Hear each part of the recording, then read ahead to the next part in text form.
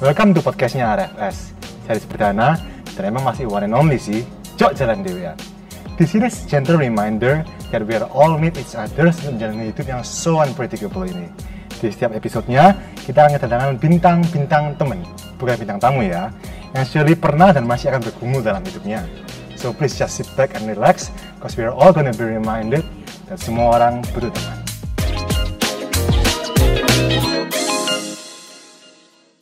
Welcome to podcastnya RFS. Series perdana, dan emang masih one and only sih, Cok Jalan Dewean.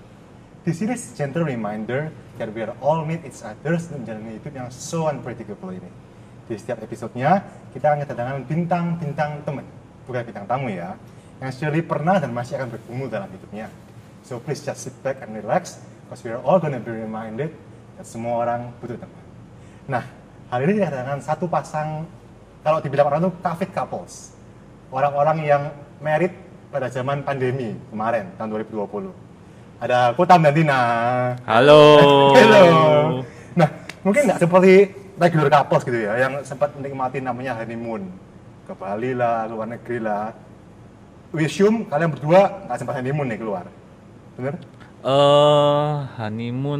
Honeymoon nggak harus keluar kali ya. Oh, di dalam. Honeymoon iya. Jadi ya karena kemarin kena COVID dan segala macam pandemi, kita sendiri juga takut dan khawatir pasti. untuk ke tempat-tempat yang gimana. Ya kita cuman spend few days di Surabaya. Oke. Ya just the two of us. Ya mungkin short honeymoon. Break dari kerjaan. Iya. Nggak ngapa-ngapain gitu Iya. ya. Nah, yang kita pengen tahu tuh how long sih until the reality of marriage hits you. Berapa lama sih masa-masa honeymoon kalian sampai ternyata gini married? Boleh Kotam dulu mungkin? Oke. Berapa lama sampai akhirnya marriage hits you? 1 jam? Enggak. Ya beberapa hari kali ya. Nah, tapi sebetulnya enggak yang sampai buat kita, aku maupun Tina itu sampai kaget yang gimana-gimana. Karena sebetulnya dari pacaran pun kita udah ngetes banyak hal gitu. Kita udah melihat banyak hal dari satu sama lain. Sehingga memang waktu marriage, waktu pernikahan itu yang beda adalah karena sekarang kita 24 jam nih. Selalu bersama kan. Satu rumah, satu kamar dan segala macam. Ya ada hal-hal yang akhirnya sama ini kita nggak lihat. Jadi kita lihat karena selama ini mungkin kita tinggal terpisah gitu ya. Tapi sekarang jadi lihat kebiasaannya dia gosok gigi. Dia bangun bangun tidur jam berapa, tidurnya kayak gimana. Terus juga kebiasaan saya nata baju kayak gimana, ya itu hal-hal kayak gitu yang mungkin selama ini kita nggak lihat kan, sekarang jadi lihat. Tapi kalau sebenarnya kalau sifat, kalau kayak karakter, terus cara kita ngomong satu sama lain itu hal-hal itu mungkin udah kita banyak lihat lah ya di masa pacaran. Jadi sebetulnya mungkin tetap butuh adaptasi karena ya itu mungkin adaptasinya bukan karena kita akhirnya ngelihat satu sama lain, oh kok kayak gini, kok dia kayak gini, tapi lebih kayak oh kalau aku udah married 24 jam sama dia, ada hal-hal yang sama ini aku lakuin sendiri yang aku bisa tentuin semauku, sekarang nggak bisa karena ya ada orang lain, ada pasanganku yang juga mungkin mungkin preferensinya dia nggak sama aku, mungkin cara dia melakukan satu hal nggak sama aku, ya di dalam hal-hal itu aku harus mulai mikir, kita harus mulai setuju, mulai bicara cara yang paling baik untuk kita lakuin sama-sama kayak gimana gitu sih. Kalau buat Dina, how was the first days of marriage? Jawabannya Ko Steven itu sudah panjang terus. Tambahin dong. Ya, pasti tetap ada tambah. Kan kita ini kan baru 6 bulan. Aku juga nggak tahu ke depan tuh ada sesuatu yang bakalan lebih hit atau enggak. Tapi sepanjang 6 bulan ini yang aku lihat itu nggak ada yang benar-benar sampai ngagetin. Oh ternyata Ko Steven tuh kayak ini tuh nggak ada. Saya emang sebelumnya kan kita sudah saling kenal. Aku sendiri juga waktu awal bulan tuh aku sering sorong gitu tanya ke Ko Steven. Ada hal baru tahu yang kamu kenal dari aku. Ko Steven tuh kebanyakan jawabnya enggak ada. Oh masih sering rekapan gitu tiap bulan? Bukan rekapan, lebih kayak aku sendiri kan penasaran tuh ya, Pak, kita udah kenal lama, kita ya pacaran udah lumayan lama, dari married beberapa bulan, waktu awal-awal itu ada nggak yang Ko Steven tuh baru tahu, atau ada nggak yang buat kamu tuh kaget? Tapi Ko Steven kan jawabannya juga kebanyakan sih, ya kayak gitu. Atau karena aku yang lebih kayak menerima gitu ya, baik hati, sabar, apapun ya nggak apa-apa. Kalau emang gitu? Iya. Tapi I know you bro. Ya Ko Steven memang sabar sih. Oh, gitu. Dia memang iya bener-bener sabar. Dia juga sabar. Iya lebih sabar Ko Steven. Jadi capek kan? Ya sini kan maksudnya sama-sama wis tahu ya berarti. Maksudnya kayak sama-sama sabar ya katanya. Aku nggak sabar sih. Oke. Jujur sendiri loh teman-teman. Jadi jangan lama-lama ya, jangan lama-lama ini acaranya. kalau mulai dari kalian nih, kan maksudnya sudah tahu, udah kenal lama kan ya. Maksudnya kalau sekarang nih setelah merit, menurut kalian pernikahan kalian tuh seperti apa sih? Kalau menurutku pribadi sih, dari pengalamanku sama aku Steven ini, aku lebih ngerasa mungkin pernikahan itu semacam kayak naik roller coaster gitu ya. Jadi roller coaster itu kan ada bagiannya naik, ada bagian yang turun, ada bagian waktu-waktu kita ngerasa happy, waktu-waktu kita ngerasa takut. Tapi bukan berarti kan kita bisa berhenti di tengah jalan. Kita harus ngikuti naik permainan itu sampai akhir supaya kita tahu apa sih maksudnya, apa sih yang bisa kita pelajari. Sekali ya teman-teman ya. Nggak bisa kan ya tengah-tengah, stop dulu. Iya, nggak bisa. Oh, kota udah kepikiran tuh. Iya, kayak es jeruk nipis. Kenapa begitu? Ya. Menarik ya, pernikahan itu seperti es jeruk nipis. Jadi ya aku tahu sebenarnya inti dari pertanyaannya YB ini kan pengen tahu pernikahan itu kayak gimana sih. Katanya di luar indah, apakah sesungguhnya kayak gitu. Nah terus pengen tahu menurut kita sendiri dan jalani pernikahan kayak apa. Kenapa aku bilang pernikahan atau our marriage itu kayak es jeruk nipis, karena sebetulnya dalam es jeruk nipis itu yang kita kelihatannya seger, kelihatannya enak, tapi kita harus terima gitu ya. Itu nggak cuma seger, enak, menyegarkan waktu kita haus, tapi itu juga mengandung ya ada pahit-pahitnya, ya ada kecut-kecutnya. Tapi ketika itu gabung jadi satu, ya itu satu paket gitu. Kita harus terima itu apa adanya. Dan pernikahan kayak gitu. Jadi tetap sebagai satu kesatuan itu hal yang kita butuh gitu. Hal yang Tuhan kasih, Tuhan yang desain gitu kan pernikahan, dan itu baik buat kita. Ada sangat banyak tujuan baik yang bisa membentuk kita, membuat kita bertumbuh dalam pernikahan itu. Tapi juga tentu kadang yang untuk hal yang bentuk kita tuh nggak selalu cuman ya dinginnya gitu ya, segernya, tapi mungkin ada kecutnya, ada pahitnya. Nah itu kayak pernikahan kayak gitu, ada hal itu yang kita mau nggak mau harus terima. Itu memang satu paket gitu, nggak bisa cuman terima enaknya, segernya, dinginnya gitu. Ya, setiap elemennya malah buat pernikahan gitu. Betul. Ya. Nah kita mungkin bukan orang yang paling dekat sama kalian berdua gitu ya, dan aku assume juga mungkin audiens kita nggak semua kenal kalian dari awal sampai sekarang. Mungkin Tina boleh bantu rekapin apa aja sih season di perjalanan relationship-nya kalian dari awal ketemu sampai sekarang lu udah sempat mengalami apa aja gitu, kalau secara singkat aja. Dari pertama kali kenal, aku bahkan nggak ingat kapan kita pertama kali kenal. Remaja. Sekolah ya, remaja. Udah lama. Shensin lah ya. Udah Shensin. Ya dari Itu Shensin. udah naksir itu? Itu belum sih. Belum. Itu soalnya kan belum mungkin menarik. lebih Masih ke belum arah terlalu kagum kenal. sih. Soalnya Coach Steven ini dulu waktu Ketua nggak sih dulu? Iya, dia ketua Shensin. Nggak langsung ketua. Waktu itu pertama kenal Merintis. masih Ya, merintis. ketua Enggak kayak Shensin sama-sama. ya, habis ini siap-siap. Sama-sama baru anak SMP, sama-sama Iya, pelayanan. Satu sekolah juga, satu SMP, satu SMA. Dulu tuh aku lebih ke arah lebih kagum sih sama Coach Steven. Soalnya Coach Steven tuh di sekolah tuh terkenal kayak top student gitu loh. Nah aku tuh siswa biasa-biasa aja. Jadi kalau dulu aku inget-inget sama Coach Bagian ini Steven nanti dihapus dikit aja. Ya, lanjut. yang aku inget tuh orangnya ternyata bisa mimpin, terus juga sekolahnya tuh bagus, sering ikut lomba dan kawan-kawan Bagus ya gitu. image-nya ya. Iya, image-nya tuh bagus gitu loh. Nah terus nggak tahu habis deket itu waktu aku kuliah, waktu aku tuh mau mulai buat skripsi, lagi siap-siap TA gitu. Itu Coach Steven itu mulai tanya-tanya, mulai kasih tahu tips buat presentasi mesti gimana. Terus Masuk. buat Tips and trick guys. buat nyiapin skripsi itu mesti lebih perhatian di bagian yang mana, apalagi waktu sidang, waktu presentasi itu lebih harus public speakingnya tuh dia share ilmu gitu loh ke aku.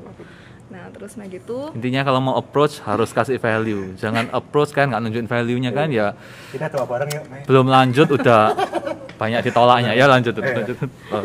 iya gitu. Terus habis itu buat aku kayak mulai ngelihat oh Coach Steven ini orangnya ternyata nggak cuma yang kayak aku lihat dia, yang aku lihat orangnya cuek, orangnya kayak perfect, kayak bisa Lurus mimpin lah, gitu. bisa belajar, tapi ternyata orangnya juga care, orangnya juga peduli, orangnya juga nggak pelit kalau misalnya mau nasihati juga kasih pendapat itu yang penting gitu loh. Nah terus habis lulus kita mulai pacaran ya.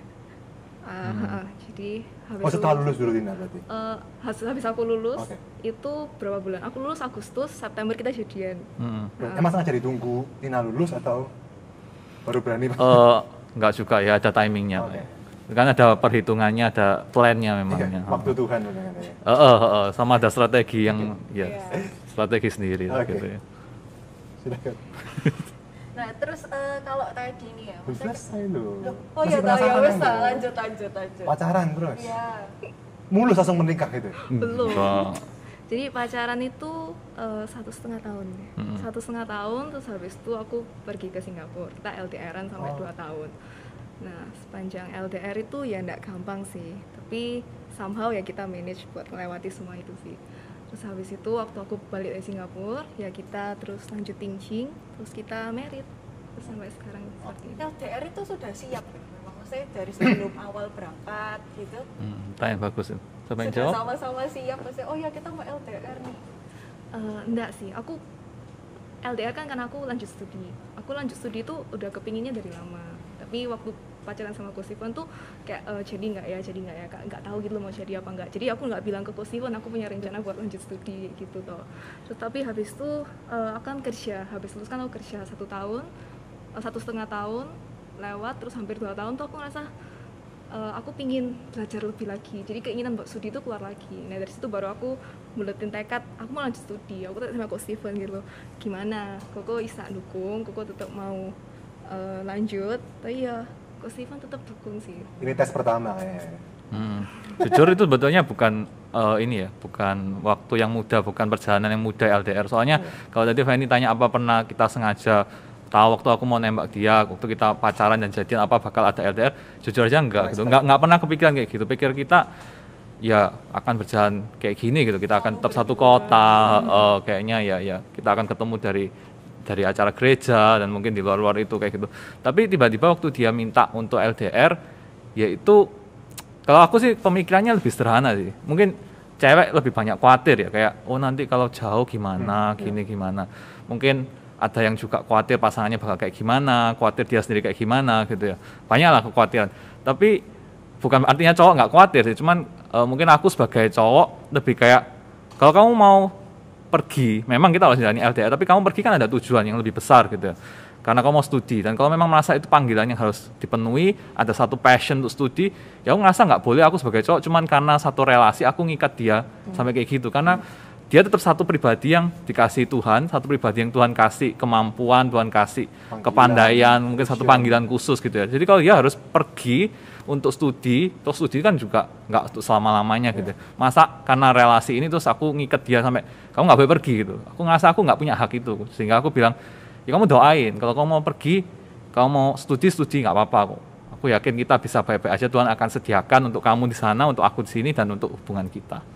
Dan ternyata emang baik-baik aja sih. Dan aku bersyukur juga waktu aku LDR pun, waktu aku kesulitan di sana tuh Ko Steven tuh tetap kayak bantu dukung, ya dia selalu support. Kayak aku waktu ngerasa down gitu, dia juga selalu nguatin, dia selalu ada buat aku gitu. Gak expect ya sih ya. Kalau kita ngeliat kan berdua ini sudah kayak benar-benar pasangan yang kayak anteng, tenang, kayak jauh dari masalah gitu. Orang tua sama-sama kenal, berdua sama-sama orang baik, lurus jalannya, smart, kayak gak ada yang kurang. Ternyata mereka juga melalui hal yang kita juga gak nyangka gitu. Dan LDR itu mungkin tes juga yang gak mudah untuk setiap couple ya. Banyak yang fail, tapi ketika itu udah lulus, kayaknya itu semakin membuat bondnya itu semakin kuat gitu. Do you feel kayak LDR itu benar-benar jadi kayak ujian relationship-nya kalian gak sih? Pas itu. Mungkin salah satu ya, tapi kalau bilang apakah itu ujian yang paling besar, ujian paling utama, sebetulnya enggak juga. Nah, itu. Mau nanya ini nih. Oke. What was your biggest fight di perjalanan relationship kalian? Pacaran, LDR, pas nikah, kapan sih itu? Kalau boleh diingat, ujian terbesar yang kayak ini titik kritisnya ini. Dari kota. Ujian terbesarnya ya. Ujian terbesarnya itu mungkin justru waktu kita lagi mau persiapan untuk married ya. Itu ujian terbesarnya, karena jujur kalau LDR itu oke lah, kita memang perlu adaptasi banyak, kita perlu belajar hal yang kita sebelumnya nggak alami gitu ya. Memang itu tetap hal yang baru, hal yang sulit, tapi yang tersulit lebih justru waktu mau menikah, karena waktu menikah itu butuh satu kemantapan betul-betul gitu ya. Karena kita nggak akan lagi cuman jalani dating, relationship gitu yang cuman ya ketemu seminggu berapa kali, terus ya ketemu di gereja, mungkin ngedate, terus ya kita jalani hidup kita sendiri. Tapi waktu kita mau menikah artinya kan kita bakal menyatukan visi, menyatukan kehidupan, terus bakal saling bertanggung jawab sama satu sama lain. Itu yang nggak mudah gitu. Jadi di situ memang ada pergumulan. Kalau dari akunya sih, karena sebagai cowok juga harus melihat seberapa siap aku untuk menikah gitu, akan menanggung satu keluarga, membentuk satu keluarga, memimpin satu keluarga.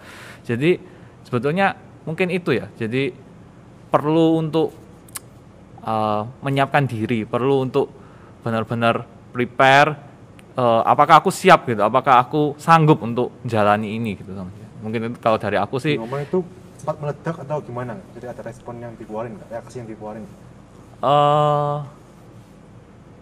Mungkin di dalam persiapan itu sempat sih, ya sempat pasti seperti semua relasi gitu ya. Ya di kita pun nggak terhindar gitu ya, dari waktu kita mempersiapkan itu, waktu kita membicarakan itu ada fight, ada quarrel, ada ini ya perdebatan, ada pertengkaran lah di antara kita waktu kita mau ngeset apalagi waktu itu Tina lagi masih kerja gitu ya. Dan waktu itu dia memang bergumul gitu untuk kerja ini Di Singapura akan lanjut atau enggak.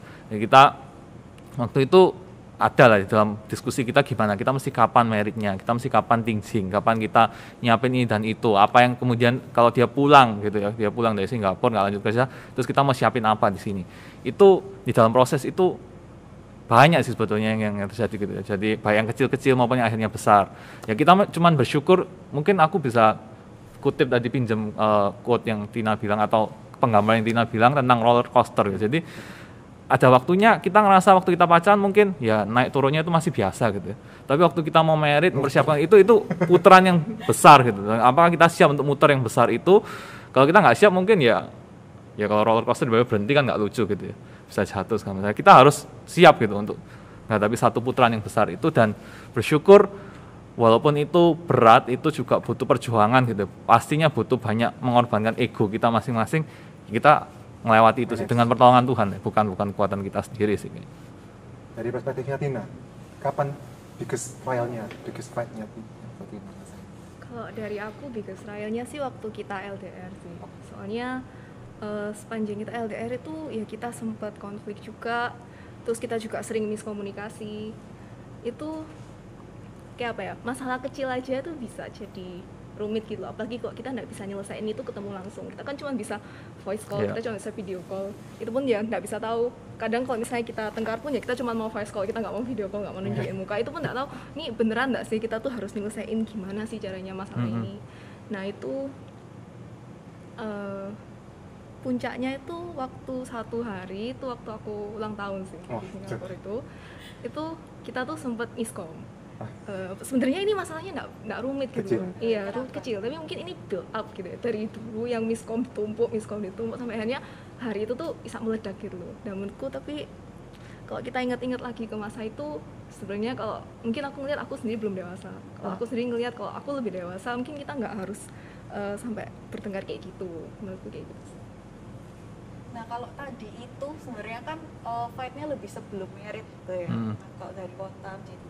Nah kalau misalnya habis merit nih, detik kalian merit gitu, kapan sih first merit fight? Kecil aja nggak apa-apa, yang diingat dulu. Iya. Bisa beda-beda mungkin ya. Bagi Kota mungkin itu bukan fight, bagi Tina mungkin itu nyebelin banget gitu ya. Kayak Tina dulu mungkin. Dari aku ya. Apa? Boleh ya tak bilang ya? Boleh. Itu Dikat dikit lah ya. Sensor dikit. Itu Desember, akhir tahun lalu sih. Meritnya bulan? Meritnya Agustus. 4 bulan, lumayan. Jadi waktu Desember itu kan Langsung lah ya. Coach Steven itu kan sakit. Nah aku juga ikut sakit. Nah itu buat aku sendiri itu ujian besar. Soalnya aku baru 4 bulan merit sama Coach Steven. Aku belum terlalu dalam arti apa ya, belum terlalu kenal, belum terlalu gimana juga. Terus aku harus ngerawat Coach Steven gitu dalam kondisi dia tuh sakit. Nah itu pun aku juga baru tahu ternyata Coach Steven itu punya beberapa sifat, beberapa hal yang cuman keluar waktu Coach Steven itu sakit. Contohnya waktu kondisi nggak berdaya gitu. Contohnya hal kecil aja ya. Nempel di ranjang. Iya. Maksudnya nggak Nah yang buat waktu itu aku sumpah itu Coach Steven tuh sulit makan gitu. Mungkin karena penyakitnya juga buat Coach Steven tuh sulit makan. Nggak bisa ngerasain. Iya, nggak bisa ngerasain, terus juga makannya tuh sulit, sampai makan tuh harus di setelin TV, terus kalau bisa harus didulang supaya selesainya cepet ya. Gitu sih. Tapi ya dari situ aku belajar sih, lebih kenal Coach Steven. Dari situ juga aku tahu ternyata yang ngerawat orang sakit tuh nggak gampang, apalagi ngerawat orang yang aku baru ikat komitmen beberapa bulan yang lalu. Aku harus benar-benar menjaga sambil menghormati dan menghargai kayak yang aku bilang waktu aku cincin nikah yang dulu itu. Ya gitu sih. Buat Kotam, kapan Tina paling nyebelin? Paling nyebelin. Jujur. Iya, harus jujur ya. Iya, jujur. paling nyebelin tuh waktu masalah yang aku anggap kecil tapi dia anggap besar gitu ya. Jadi ya mungkin ini akan terjadi lah di semua orang. Banyak mungkin yang sekarang sedang pacaran atau menikah mendengar ini mungkin akan ketawa dalam hati atau ketawa kenceng mungkin kalau sendirian gitu ya, nggak ada pasangannya. Mungkin ya, tapi memang gitu ya, seringkali terjadi waktu hal yang aku anggap kecil nggak terlalu perlu dibesar-besarin ya kecil ini benar-benar kecil gitu, jadi bisa macam-macam gitu. Misalnya soal sesuatu yang kurang bersih gitu, aku merasa itu sudah cukup bersih, dia merasa ini kok gini, atau aku ngubah tempat sesuatu, ini sering terjadi kan ya, banyak orang yang sering ngasih tahu, dan aku akhirnya mengalami sendiri, aku biasanya dengar, oh masa sih kayak gitu di pernikahan, ternyata itu terjadi gitu, dan aku merasa ya wes toh, nggak usah marah-marah, nggak usah angkat suara, kok harus gitu. Tapi kadang-kadang mungkin ya dia sebel gitu, kok begini. Nah mungkin itu yang tadi aku bilang, nyambung ke yang tadi aku bilang, pernikahan itu akhirnya kita mesti menyesuaikan diri gitu. Ada hal yang selama ini kalau kita nyaman dengan diri kita sendiri kan, oh aku naruh ini kayak gini, aku ngeset hal-hal yang penting buat aku kayak gini. Tiba-tiba karena kita hidup dengan orang yang lain juga sama-sama itu gitu ya, make hal yang sama dan segala macam, berubah tempat lah, berubah kebiasaan lah, terjadilah gitu ya crash. Dan itu seperti apa sih kita bakal menyikapinya? Mungkin sebelnya seringkali kadang-kadang ya hal yang kecil itu tapi kemudian jadi besar. Tapi kita lagi belajar lah, kita belajar untuk ya saling menerima, terus bisa ketemu titik tengah. Oke, gimana caranya supaya ini nggak terjadi lagi? Ya itu soalnya juga aku sama Coach Steven tuh punya kesamaan sih. Kita itu sama-sama perfeksionis. Ditambah Coach Steven tuh perfeksionis yang punya OCD gitu. Jadi kadang nggak cuma aku yang ribut kalau misalnya salah naruh tempat link. Tapi karena yang lihat mungkin nggak semua orang mengalami ini sampai seheboh ini. Tapi mungkin karena kita juga punya kecenderungan perfeksionis itu sendiri. Jadi kalau ada sesuatu yang nggak di tempatnya atau sesuatu yang di luar kebiasaannya. Iya, kebiasaannya kita tuh itu jadi kayak masalah gitu. Tapi ya itu hal yang kita berdua juga sama-sama lagi mengatasi sih. Ini akan nyambung ke pertanyaan kita berikutnya. Kalau bisa dapat pacaran kan masih gampang lah punya waktu sendiri-sendiri ya. Rumah beda, tempat beda, di mana masih bisa. Nah ketika married kan sudah gabung semua nih. Satu rumah, satu kamar lagi.